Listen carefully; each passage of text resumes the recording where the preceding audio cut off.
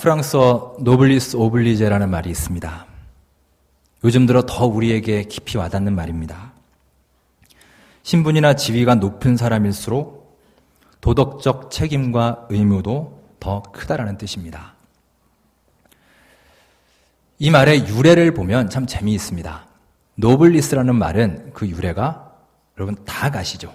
그 닭의 벼슬에서 나왔습니다. 오블리제라는 말은 계란의 노른자를 말합니다. 그래서 원래 이 노블리스 오블리제라는 말을 유래를 통해서 뜻을 보면 닭의 사명이라 하면 자기의 화려한 벼슬을 자랑하는 데 있는 게 아니라 뭐니 해도 닭의 사명은 알을 낳는 데 있다라는 겁니다. 이것은 지도층의 의무를 말합니다. 사회로부터 정당한 대가를 받기 위해서는 자신이 가지고 있는 그 커다란 명예와 권리, 노블리스만큼 의무와 책임, 그 오블리제를 다해야 한다는 뜻입니다. 이것이 곧 리더십의 본질입니다. 미국의 33대 대통령인 해리 트루먼 대통령의 그 백악관 집무실 모습이 지금도 원래 모습 그대로 보존이 되어 있다고 합니다. 그의 집무실 책상 위에는 명패가 있는데 그 명패에는 참 인상적인 글귀가 적혀 있습니다. 이렇게 쓰여 있습니다. The buck stops here. The buck stops here. 모든 책임은 여기에서 끝난다. 이게 무슨 말이겠습니까? 모든 책임은 내가 진다라는 뜻입니다. 요즘 세월호 사건을 겪으면서 우리 온 국민들이 얼마나 듣고 싶은 그 한마디입니까? 참 안타깝게도 이 시대에는 이런 생각을 가진 지도자, 또 이런 말을 참 듣기도 힘들어졌고 실행하기도 어려운 그런 시대가 되어버렸습니다. 여호수아서는 한마디로 말하면 이스라엘 백성들이 가나안 땅으로 들어가서 정착하는 이스라엘의 가나안 정착기입니다. 가나안 땅에 들어가서 12지파에게 땅을 배분을 합니다. 이 땅을 분배하는 과정을 보면 몇 가지의 특징이 있는데 간단하게 그 특징을 요약하면 이렇습니다. 첫째는 가나안 땅의 가장 한복판, 좋은 땅을 먼저 유다 지파에게 배분을 합니다.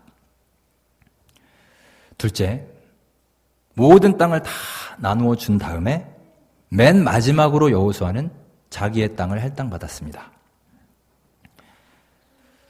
자, 12지파에게 땅을 분배하는 굉장히 중요한 사역인데 이것의 가장 처음과 가장 마지막에 어떻게 분배했느냐, 이것을 보면 지금 이 리더가 어떤 생각을 갖고 있는지 우리는 대략 알 수 있습니다.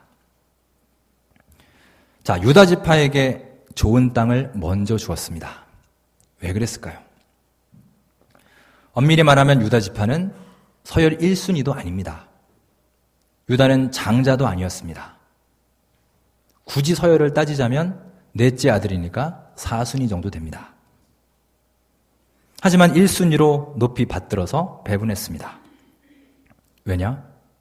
유다 지파는 장차 메시아가 나올 지파이기 때문입니다. 이게 무엇이냐면 여호수아는 신앙의 우선순위가 분명한 사람이었다는 겁니다. 그에게는 원칙이 있었습니다. 이 원칙이라고 함이 자기 유익을 내세우는 원칙이 아니라 하나님과 신앙을 최우선순위에 놓고 그 신앙의 원칙대로 실행해 나간 사람입니다. 그래서 그는 거침없었습니다. 흔들림 없었고 파워풀한 리더십을 발휘했습니다. 자, 한번 생각을 해보세요. 12지파에게 땅을 분배한다는 게 과연 쉬운 일이었을까요? 이건 여간 예민한 문제가 아닙니다. 요즘 한국의 TV를 보니까요, 변호사분들이 계속 TV에 굉장히 많이 나오시더라고요. 그래서 예능 프로에도 나와서 이제 상담을 해주시고 하는데 그 변호사분들 얘기를 들어보면 옛날에 비해 요즘 부쩍 늘어난 그 소송, 그 상담이 두 가지가 있답니다. 첫째는 이혼 관련 소송이고요. 두 번째가 바로 이 유산 상속에 대한 소송입니다. 그분들 얘기 들어보면요, 특히 유산 상속에 걸리면은 아주 겁납니다. 뭐 가족이고 형제고 없잖아요. 서로 멱살 잡고 고소하고 치고받고 하루아침에 원수되는 일이 아주 비일비재하다고 합니다. 내 몫을 챙긴다는 것, 누군가에게 분깃을 나누어 준다는 것은 상당히 예민한 부분입니다. 어려운 일입니다. 자, 여호수아도 보십시오. 얼마나 많은 사람들이 말을 했겠어요. 아마 그 나누어주는 과정에서 여기저기에서 컴플레인이 쏟아져 나왔을 겁니다. 이렇게 해야 된다. 저렇게 나눠야 된다. 전부 다 저마다의 생각으로 의견을 냈을 겁니다. 그럼에도 그가 흔들리지 않을 수 있었던 것은 여호수아는 무엇보다 신앙에 확실한 우선순위가 있었기 때문이에요.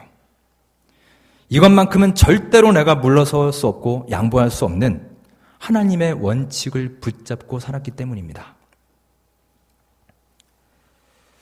제가 참 좋아하는 목사님의 말씀이 있는데 그 목사님의 말씀에 의하면 여호수아의 이 리더십을 딱 두 단어로 표현할 수 있다고 하셨습니다. 영어 P로 시작하는 두 단어인데요. 첫 번째 P는 principle, 원칙의 신앙입니다. 그는 원칙의 신앙을 가졌고요. 두 번째 P는 priority, 우선순위의 신앙입니다. 오늘 땅을 분배하는 이 장면을 보시면 여호수아의 이 두 가지 P의 신앙을 우리는 잘 알 수 있습니다. 지난 3주 전에 세월호 참사를 보시면서 어떻게 저럴 수가 있을까? 왜 사고가 터졌는데 이렇게 하지 않았을까? 참 이해가 되지 않는 부분들이 너무 많습니다. 여러분도 그러실 겁니다. 그 쏟아지는 보도와 기사들을 보면 그 수많은 이해되지 않는 부분들의 상당수가 사실은 이 두 가지로 모아지는 것을 알 수 있습니다. 원칙과 우선순위의 문제입니다. 먼저 원칙입니다. 화물을 적재하는데 원칙이 있었을 것입니다. 단단히 컨테이너를 결박하는 데에도 원칙이 있었을 것입니다. 배를 제대로 점검하고 점검받는 것, 위급 상황에서 언제, 어떻게, 무슨 내용으로 방송을 해야 되는지, 어디에 먼저 연락을 취해야 되는지, 선장은 어떻게 해야 되고, 선원은 어떻게 해야 되고, 승객들은 어떻게 해야 되는지, 정부의 각 부처는 어떤 자세를 취해야 되는지, 물론 원칙이 있었을 것입니다. 없었을 것이라고 생각하진 않습니다. 하지만 이렇게 제대로 실행하지도 못하고 눈치만 봐야 하는 그런 무용지물의 원칙 말고 실제로 위기 상황에 적용이 가능한 명확한 원칙이 있고 그에 따라 실행을 했다면 적어도 그렇게 우왕좌왕하다가 시간을 허비하진 않았을 것입니다. 또 하나 우선순위입니다. 뭐가 우선이냐라는 문제입니다. 생명이 우선이냐? 조직이 우선이냐? 체계가 우선이냐? 비용이 우선이냐? 수많은 국민들이 가장 이해가 되지 않는 부분이 바로 이것 아닙니까?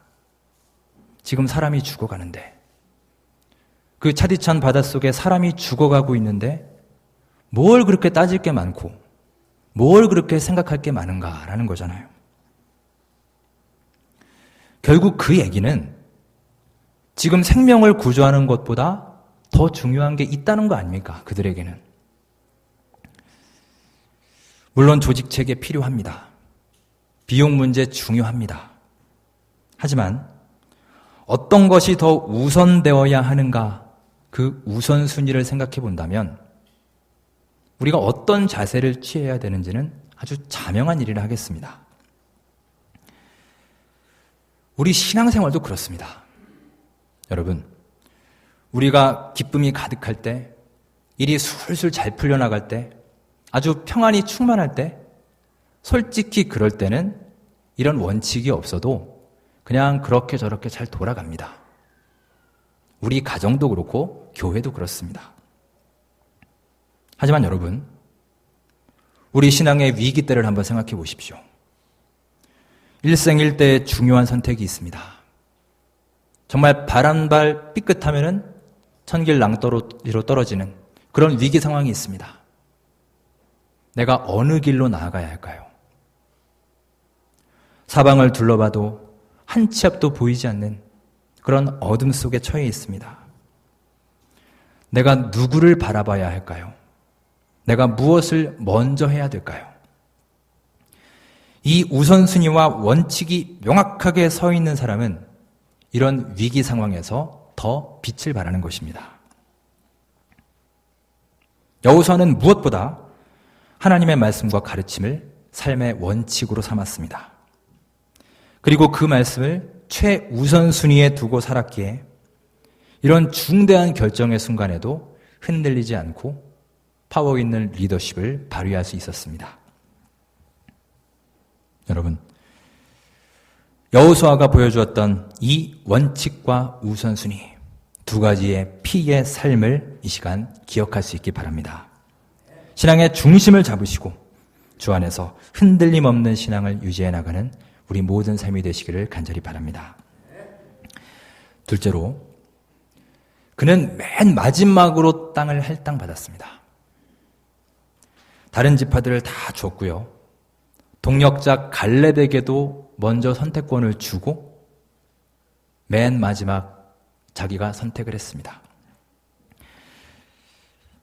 아까 읽은 50절 말씀을 보시면 에브라임 산지 딥낫 세라를 주매라고 나와 있습니다. 여러분, 마지막으로 여호수아가 할당받은 그 일이 과연 쉬운 일일까요? 여호수아는 공을 세운 사람입니다. 그 오합지졸 같은 이스라엘 백성들을 이끌고요. 40년 광야 생활을 버텨냈습니다. 요단강을 건넜습니다. 그리고 가나안까지 인도해낸 민족의 영웅입니다. 민족의 어른이었고 누가 봐도 인정할 만한 뛰어난 지도자였습니다. 솔직히 말해서 이 정도면 여러분, 이 정도의 나이와 이 정도의 인생 경험과 이 정도의 어떤 명예, 그리고 이 정도의 업적이 있다면 그 지위를 가지고 주장할 수 있지 않을까요? 내가 먼저 좋은 땅 가져갈게. 나 이 정도는 해도 되겠지? 나 가져갈 만하지? 이렇게 생각하고 충분히 먼저 주장할 수 있는 위치가 되었던 사람입니다. 하지만 그는 그렇게 하지 않았습니다. 자신을 맨 뒤로 미루어 놓았습니다.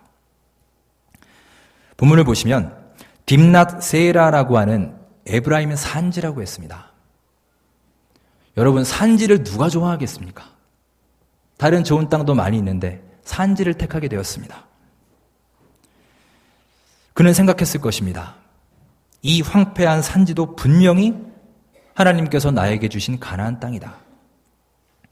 하나님이 나에게 이 땅을 남겨주신 뜻이 분명히 있을 것이다. 그리고 하나님이 도와주시면 이 피폐한 땅도 분명히 개척할 수 있을 것이다.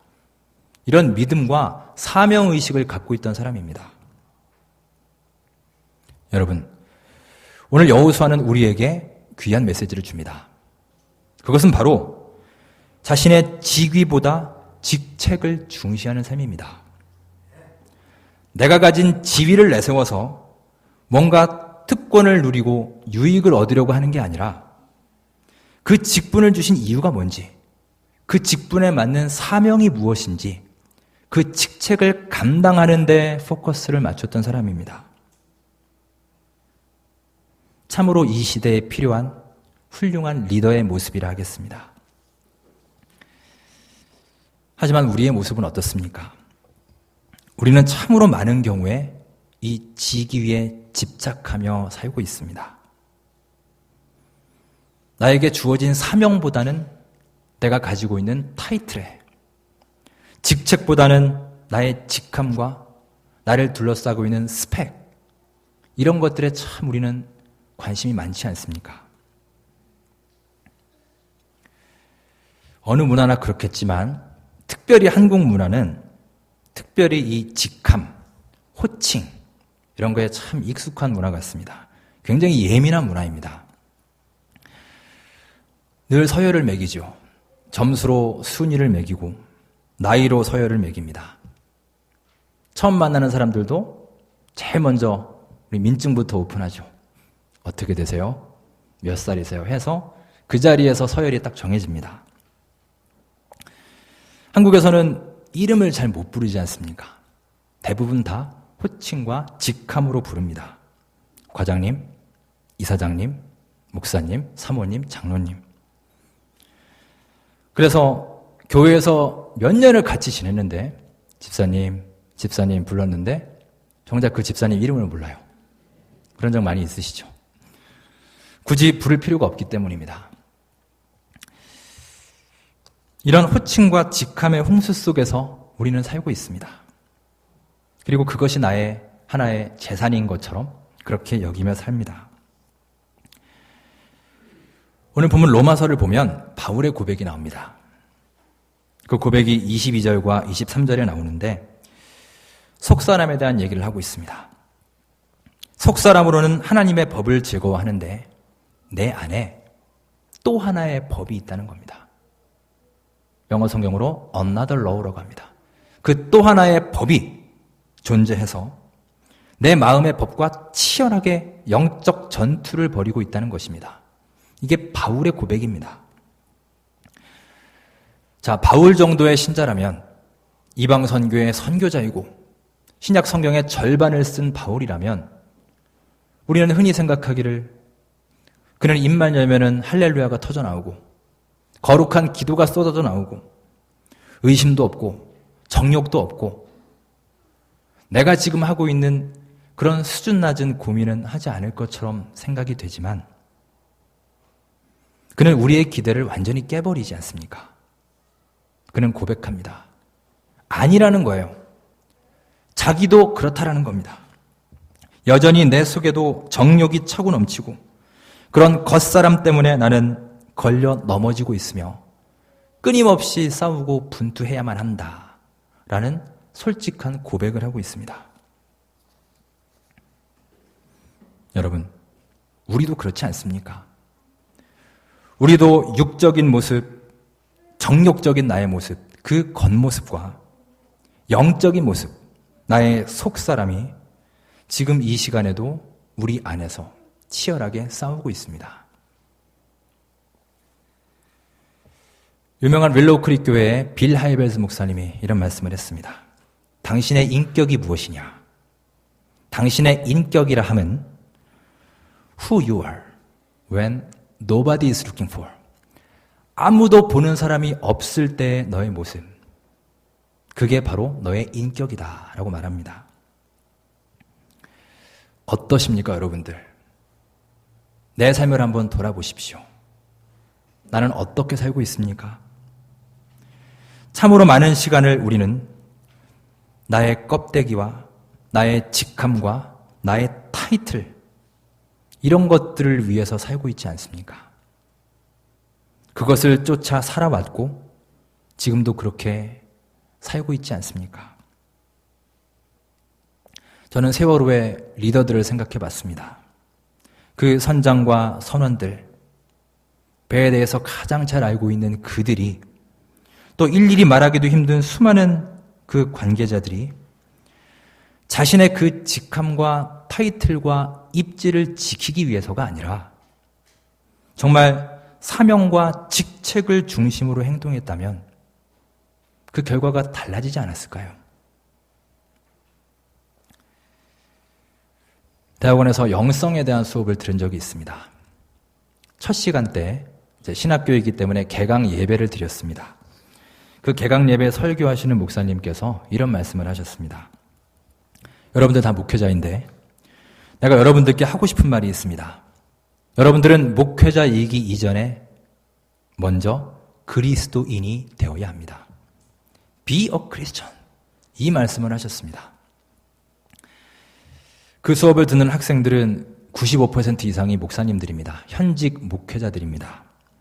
그 중에 3분의 1은 교회를 담임하시는 담임 목사님들입니다. 그런 분들에게 그리스도인이 되십시오 라고 설교를 하셨습니다. 그런데 그 말씀이 제 가슴속 깊이 파고들었습니다. 그 수업 후에 다 그 학생들이, 목사님들이 모여서 그 설교에 대한 이야기들을, 느낌을 같이 나누었습니다.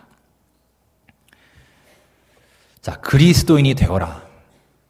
이 말씀은 단지 교회 열심히 나오고, 말씀 열심히 보고, 헌금 생활 열심히 하고, 봉사 열심히 해라. 이런 말씀이 아닐 겁니다. 목사님들이 그런 걸 모르겠습니까? 이 말의 의미가 뭐겠습니까? 직함이 아니라 목사, 장로, 권사, 집사라고 하는 그 타이틀이 아니라 우리의 속사람, 내면이 그리스도인이 먼저 되어야 한다는 겁니다. 속된 말로 우리의 뼛속까지 그리스도인이 되어야 한다는 거예요. 그래서 우리의 생각도 그리스도인다운 생각으로 바뀌고 우리의 행동도 그리스도인다운 행동으로 바뀌어야 한다는 것입니다. 그것은 평신도나 목사나 장로나 집사나 다 똑같습니다. 다윗을 보십시오. 그는 한 나라의 왕이었습니다. 최고 통치자였습니다. 하지만 나단 선지자가 질책을 하지 않습니까? 당신이 바로 그 죄인입니다. 그 책망을 듣고 그는 왕의 신분임에도 불구하고 납작 엎드렸습니다. 왕으로서의 체면 다 내려놨습니다. 그리고는 하나님께 회개했습니다. 여러분, 다윗은 언제나 하나님 앞에 껍데기가 아닌 정직한 모습으로 다가갔습니다. 왕이라는 직함이나 타이틀이 아닌 진실한 한 인간의 모습으로 하나님과 만난 겁니다. 이것이 바로 하나님과의 투명한 교제이며 정직함의 신앙입니다. 세대백교회 리워렌 목사님이 이런 말씀을 하셨습니다. 우리가 하나님과 더 깊은 우정을 쌓는 첫 단계는 바로 솔직함이다. 하나님은 우리에게 완벽함을 기대하시는 게 아니라 정직함을 기대하신다. 여러분, 이 시간 주님 앞에 이렇게 정직하고 솔직한 모습으로 나를 드러낼 수 있기를 간절히 바랍니다. 그렇게 하나님께 다가가십시오. 그렇게 기도해 보시기 바랍니다. 여호수아처럼, 바울처럼, 다윗처럼 이제는 나를 둘러싸고 있는 그 무거운 짐, 나의 껍데기와 타이틀을 내려놓으시기 바랍니다. 내 두꺼운 옷을 벗으시고 나를 가로막던 가면을 벗으시고 나의 부족한 모습, 나의 못난 모습, 있는 모습 그대로를 하나님께 내어놓고 다가서시기 바랍니다. 이제는 내 직위를 내세우는 게 아니라 주님께 받은 사명을 중시 여기고 초점을 맞추는 삶이 되길 원합니다. 그럴 때 우리 하나님은 나의 부족함을 질책하시는 게 아니라 그래, 내가 너를 안다. 내가 너를 도와줄 것이다. 내가 너의 힘이 될 것이고 너의 능력이 될 것이고 너의 의로운 손이 될 것이다. 쓰러진 우리를 일으켜 세워주시고 우리의 빈잔을 가득히 채워주실 줄 믿습니다. 우리에게 너무나 무겁게 다가오는 위선과 타이틀의 짐을 이제 내려놓으시고 우리 주님 앞에 정직함의 신앙을 소유하시는 우리 모두의 삶이 될 수 있기를 주의 이름으로 축원합니다.